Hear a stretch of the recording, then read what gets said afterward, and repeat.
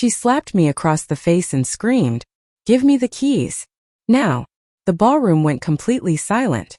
I stood there, a champagne glass still in my hand, staring at my daughter-in-law, unable to understand how this woman, the same one I once made soup for when she was sick, could humiliate me so publicly. My son stood beside her and looked down at the floor. Not at me, not at her, as if he wanted to disappear. In that moment I understood.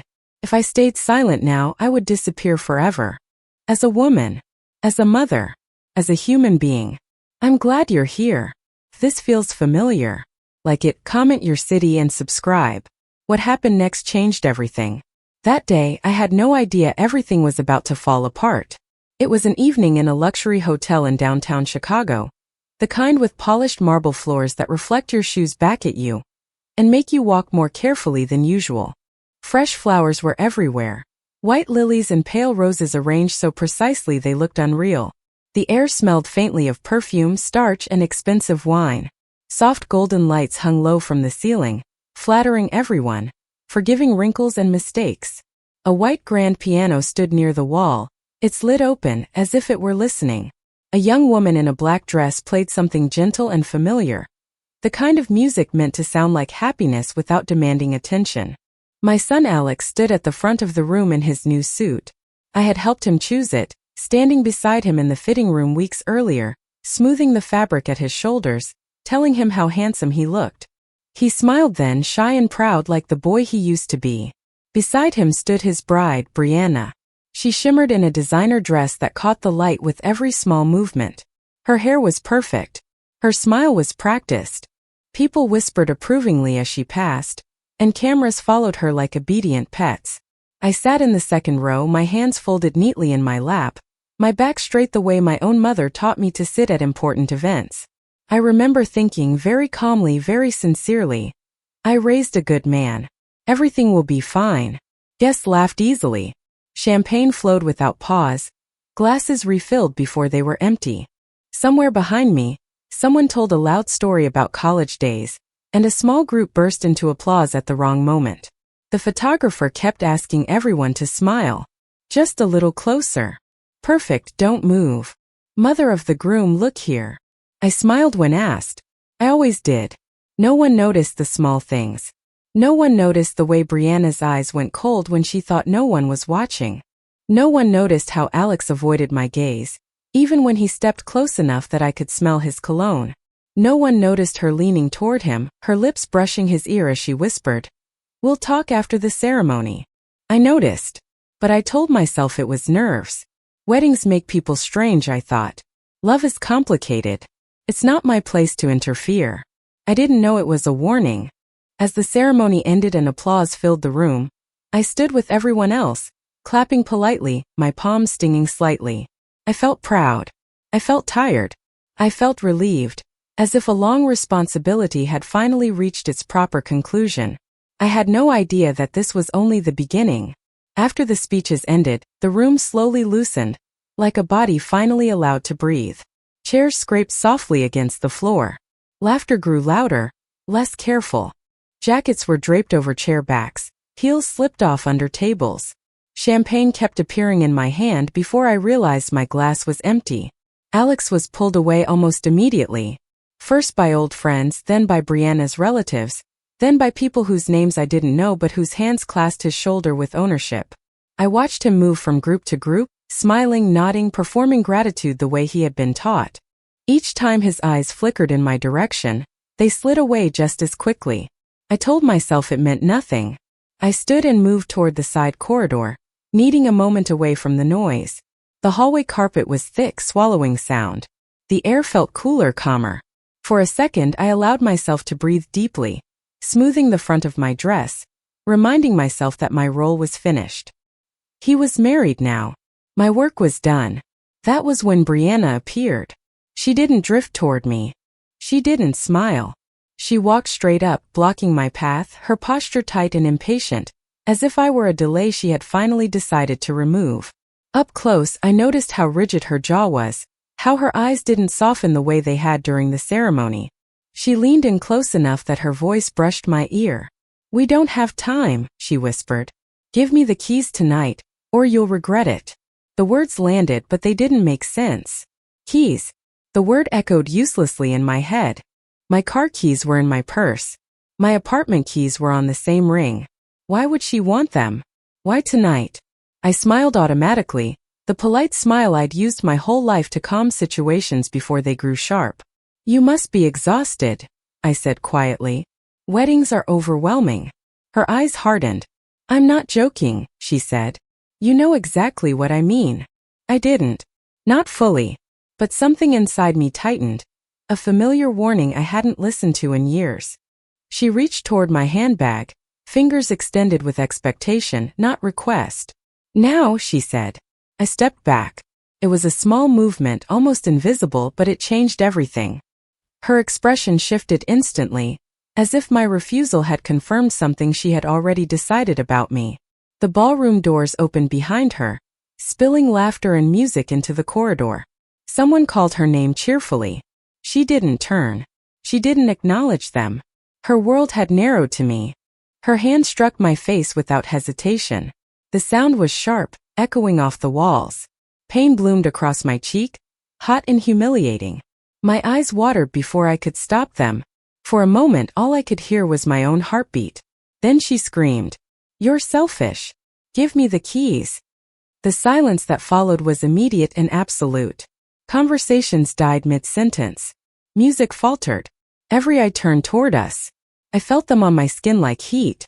I stood frozen, my fingers still curled around my purse strap, staring at her.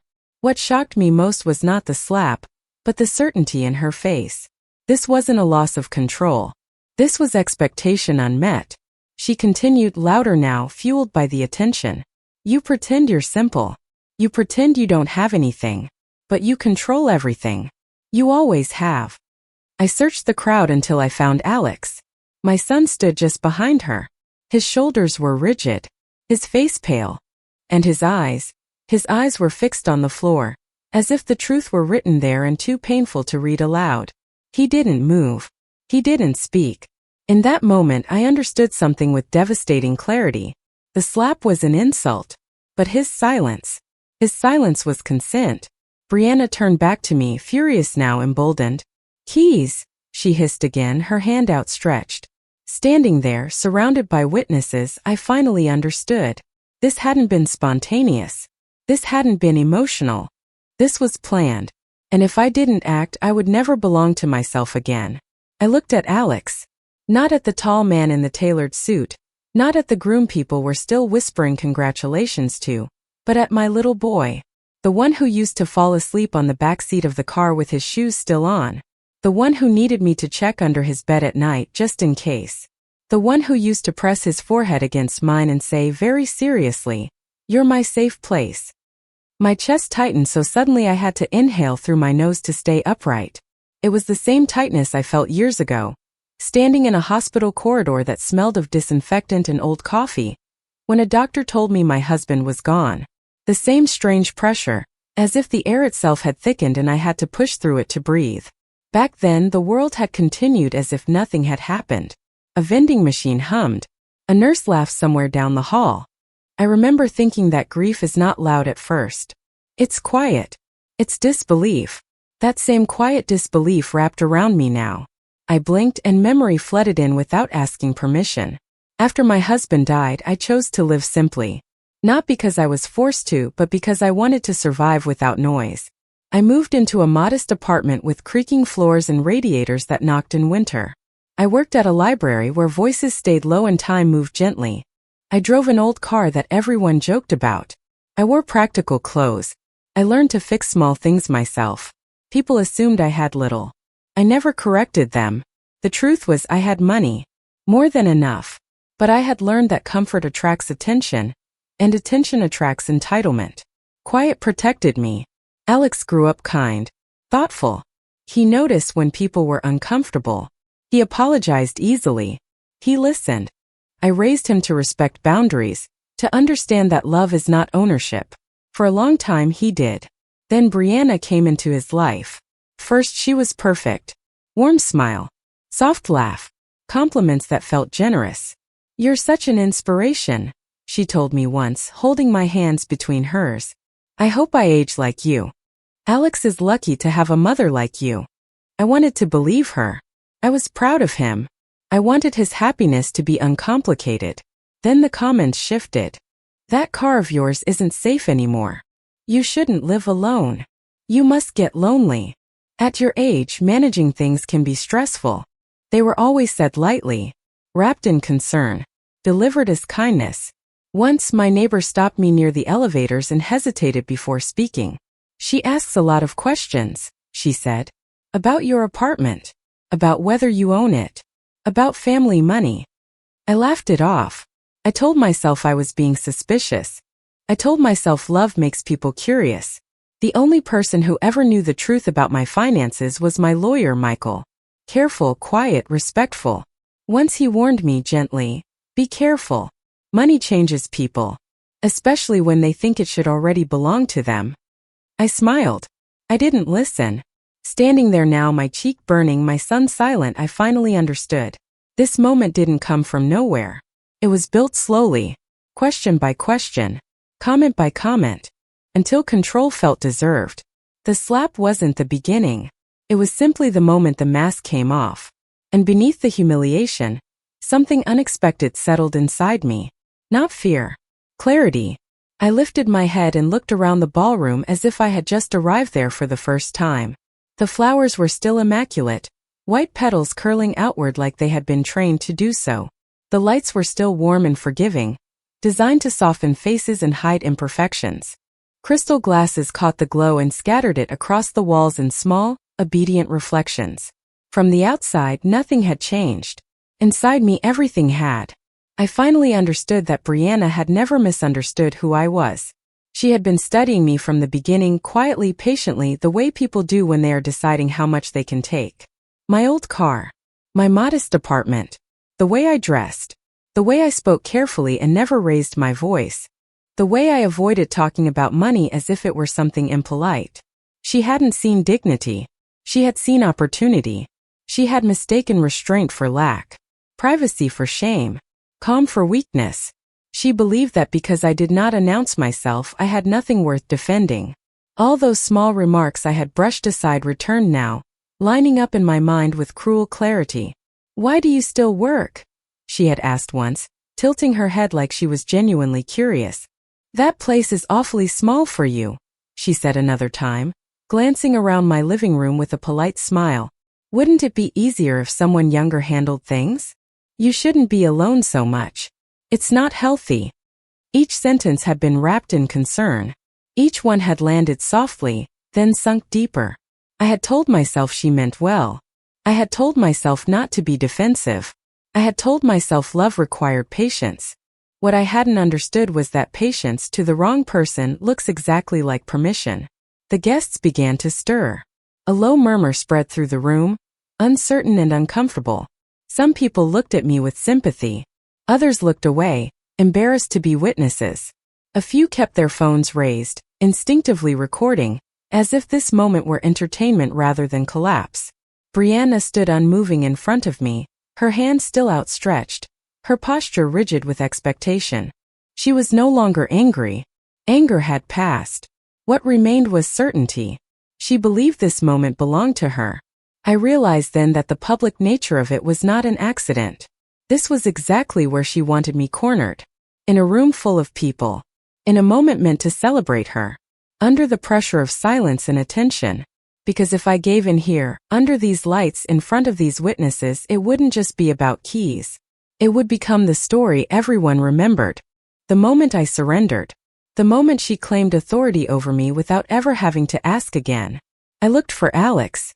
He stood just behind her, close enough to intervene, far enough to pretend he wasn't involved. His shoulders were tight, his hands clenched at his sides. His face looked pale, drawn. And his eyes were still fixed on the floor, as if something there required all his concentration. He didn't move. He didn't speak. That hurt more than the slap. Not sharply. Not dramatically. It hurt the way deep betrayals hurt. Quietly, thoroughly, without release. I saw the calculation in his stillness.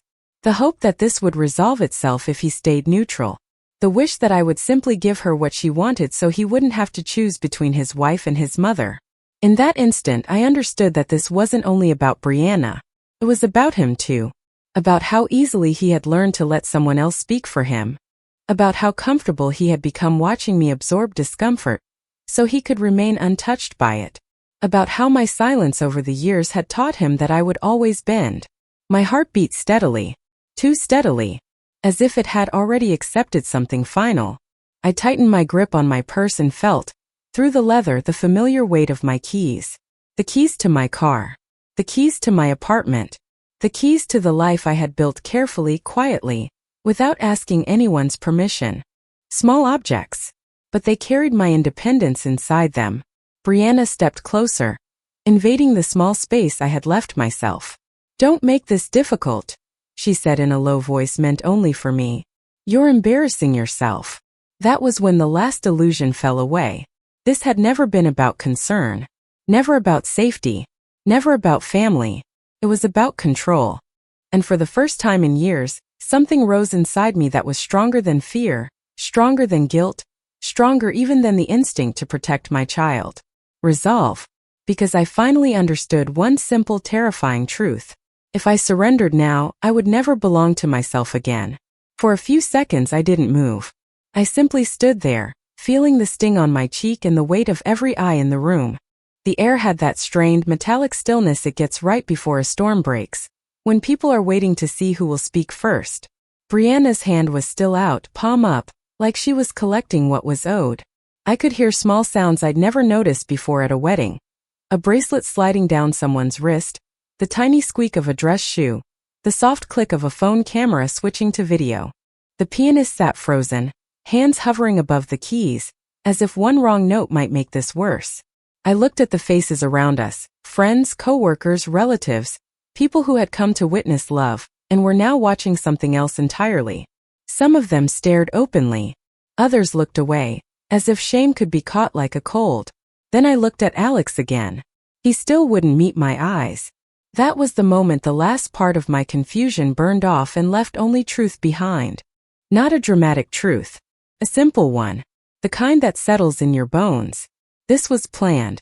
Not the slap itself, maybe even she hadn't intended to do it that way, but the pressure, the demand, the timing, the choice of public humiliation. This wasn't a bride overwhelmed by emotion. This was someone forcing a decision while witnesses stood close enough to trap me inside my own politeness. And the most painful part was realizing Alex had known there would be a demand. Maybe he didn't know it would happen like this. But he knew something was coming. I saw it in the way he avoided me all evening, in the way his shoulders tightened whenever Brianna leaned close to whisper. I lowered my gaze to my purse and felt the keys inside, the familiar shape pressing against the leather like a question. I didn't take them out. I didn't hand them over. I simply held on. Brianna's eyes narrowed. "Don't do this," she said, her voice quieter now but sharper. "You're making a scene." "I'm making a scene." Not the woman who had struck me. Not the woman who had screamed. Me, the one bleeding dignity onto the carpet. Something inside me steadied. I reached into the small inner pocket of my purse and pulled out my phone. My fingers didn't tremble. That surprised me. I expected my hands to shake, my voice to crack, my body to betray how stunned I felt. But I had lived through worse than embarrassment. I had lived through grief. I had lived through loneliness. I had lived through years of swallowing discomfort because it seemed easier than conflict. I looked down at the screen and typed one name. Michael. My lawyer. A man who had never raised his voice at me, never spoken to me like I was foolish, never asked for details he didn't need. A man who understood quiet women often carry loud truths. My message was short. "Come now. Bring the documents." I hit send. Brianna saw the movement. "What are you doing?" She snapped, stepping closer again. I raised my eyes to hers. "Protecting myself," I said softly. And that was when I noticed it. Something that made my stomach turn in a slow, cold way. People were recording. Not one phone. Several. Held casually at chest height. Lifted quickly, as if they'd been waiting for proof of something they'd suspected.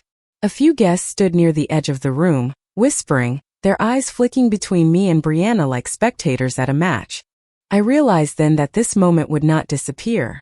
It wouldn't be contained. It wouldn't be brushed aside afterward with laughter and excuses. The truth was waking up. Brianna's breathing quickened. She glanced around and saw the phones too. Her expression changed, not to shame but to alarm. For the first time she looked uncertain. Not because she had hurt me, because she might be seen. Alex finally lifted his head. His eyes met mine for half a second, just long enough for me to recognize what was there. Fear. Not for me. For what was about to be revealed. 25 minutes later, the ballroom doors opened again. At first, no one reacted. Conversations had restarted in that strained, artificial way people use when they want to pretend something unpleasant never happened. Someone laughed too loudly near the bar. Someone clinked a fork against a glass as if testing whether celebration could be restarted by force. The pianist hovered uncertainly, hands resting in his lap. Then a man in a dark suit stepped inside. Michael. He didn't rush. He didn't pause either. He walked with the calm precision of someone who understands exactly why he has been called and what his presence will do to a room. Under his arm was a slim leather folder, closed, unassuming, and somehow heavier than any object I had seen that night. He stopped just inside the doorway and looked around. When his eyes found mine, I gave the smallest nod. That was enough. The murmur in the room thinned, then faded. People sensed it instinctively, the way animals sense a change in the weather. This was not over. This was only changing shape. Michael stepped forward and spoke, his voice level, clear, practiced. "My name is Michael Harris," he said. "I am Margaret Wilson's attorney." My name moved through the room like a dropped plate. A sharp intake of breath here. A whispered repetition there. Heads turned toward me, suddenly curious, suddenly attentive. Brianna stiffened beside me, her spine straightening as if bracing for impact. "And tonight," Michael continued, "there appears to be some confusion that needs to be addressed. Publicly." Brianna let out a short, brittle laugh. "This is absurd," she snapped. "She's confused. This is inappropriate. You can't do this here." Michael didn't look at her. He didn't acknowledge her at all. He opened the folder. "For many years," he said calmly, "my client has lived modestly by choice. Not because she lacked resources but because she valued privacy and independence." He lifted the first document. "She paid this couple's rent." A pause. Another page. "She covered their personal and business debts." Another pause, deliberate now. "She financed this wedding in full." The air seemed to leave the room all at once. Someone gasped openly. Someone else whispered, "Oh my God." Glasses clinked nervously as hands shook. Brianna's face drained of color so quickly it was almost alarming. Michael continued, methodical, unhurried. "My client owns multiple properties. Her assets are valued in the millions. All legally documented. All protected." Brianna lurched forward. "She's lying." She screamed, her voice cracking. "She's poor. She works in a library. She pretends to be simple." Michael finally turned his head and looked at her. "Employment does not equal net worth," he said quietly. "And humility does not equal ignorance." Alex took a step back, as if the floor had shifted beneath him. "No," he whispered. "Mom, why didn't you tell me?" I looked at him then. "I didn't hide it," I said softly. "You never asked." The words landed harder than any shout. Michael reached into the folder again. "And finally," he said, "there is this." The large hotel screens, meant to display wedding photos and smiling memories, flickered. Then the video appeared. The slap. My body recoiling. Brianna's arm raised. Her face twisted with fury. Her voice screaming for the keys. The sound echoed through the ballroom, amplified, impossible to ignore.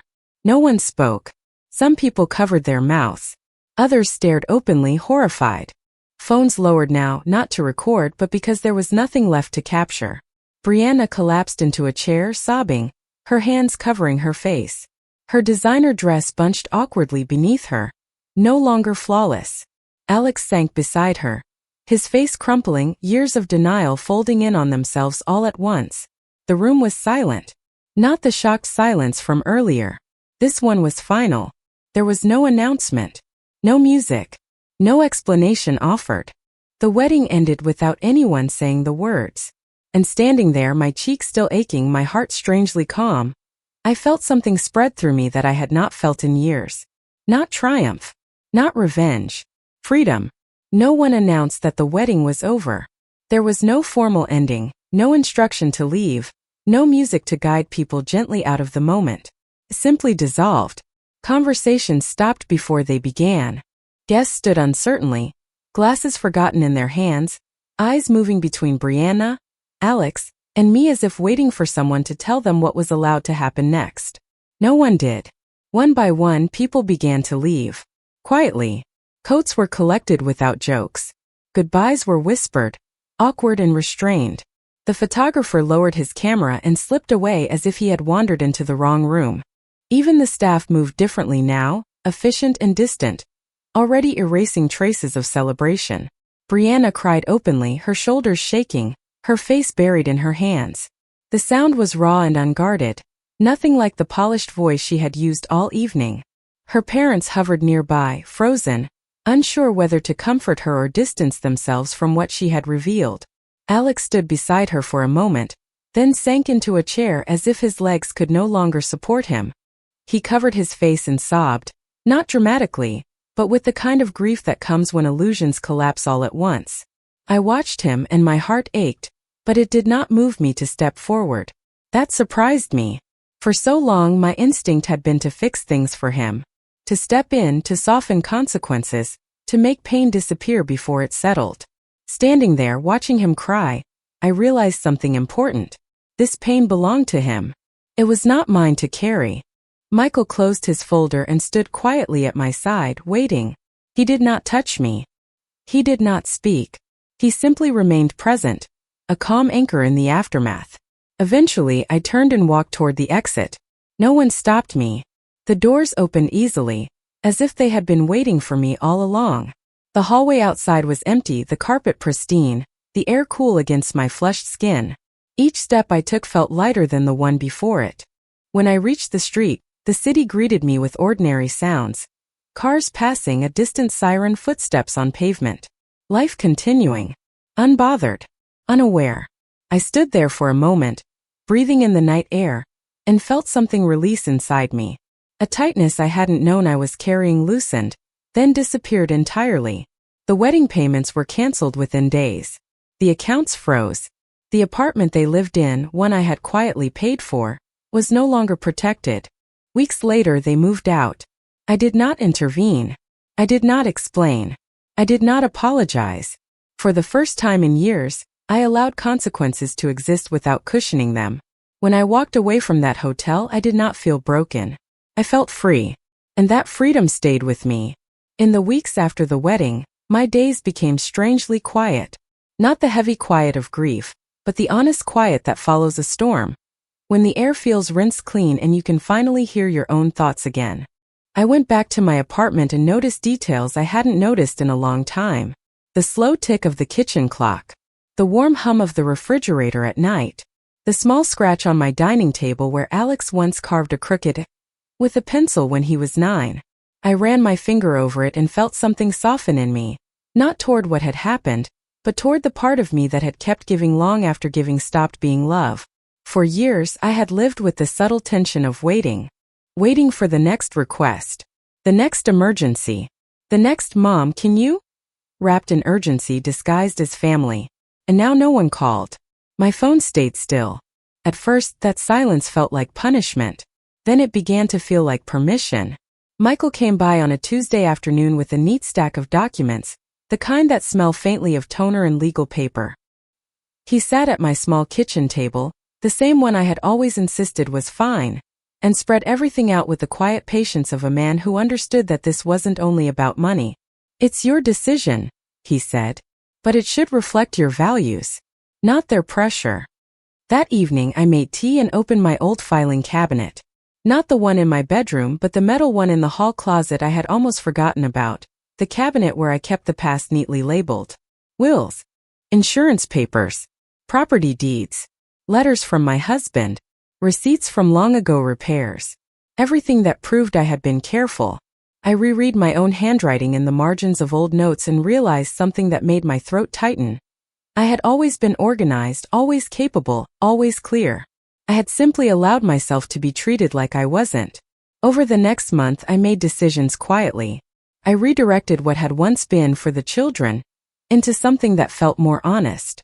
I increased donations to charities that supported seniors who were being financially exploited. I funded legal aid programs that helped older women protect their homes and savings. I arranged scholarships for library sciences because that library job, that modest little life, had kept me steady when everything else could have tipped. Then, almost without planning it, I did something I never imagined I would do at my age. I opened a support center. Not a large one. Not flashy. A simple space in a rented storefront with clean windows and a good lock. 2 rooms. A desk. Comfortable chairs. A kettle for tea. Flyers printed in plain fonts. A place where older people could sit down, breathe, and be taken seriously. Michael helped me structure it properly. A board. Clear rules. Financial transparency. Boundaries that could not be negotiated with charm or guilt. I named it the Quiet Key. Because keys are never just keys. They are access. Safety. Autonomy. The right to leave. The first time an elderly woman walked in and whispered, "I think my grandson is taking my checks." I did not feel pity. I felt recognition. I listened. I offered practical steps. I connected her with an advocate. I watched her shoulders lower as she realized she wasn't crazy, and she wasn't alone. That became my reward. Not revenge. Not public humiliation. Not watching anyone suffer. But watching someone else regain their footing. Only a few friends stayed close. The ones who didn't ask for details but offered dinner. The ones who didn't gossip but asked, "Are you sleeping?" The ones who understood that dignity is sometimes rebuilt in small, ordinary days. As for Alex and Brianna, they stopped being the center of my life. Not because I hardened into bitterness, but because I finally placed myself back where I belonged. At the center. My home became my sanctuary again. I bought a new set of locks without apology. I planted fresh herbs on the windowsill. I replaced the chipped mug I always used with a new one. Still simple, still mine. I began taking walks in the morning, not to clear my head for someone else, but to feel my own body moving through the world with purpose. Sometimes late at night I touched my keys before bed the way some people touch a rosary. A small reminder. I was still here. And I was no longer available for anyone who demanded my life in the name of love. This is what I learned. When someone asks for love, that's human. When someone demands your life, your freedom, your obedience, that's abuse. It doesn't always come with cruelty. Sometimes it comes dressed as concern, family duty, or what's best for you. Saving yourself doesn't always look dramatic. Sometimes it looks quiet. Sometimes it means walking away without explaining. Sometimes it means losing people who only loved what you gave them. I didn't lose my son that night. I lost the illusion that love requires surrender. Some names and details have been changed. Tell me in the comments. Would you forgive this kind of betrayal? And what city are you watching from? Subscribe for more stories like this.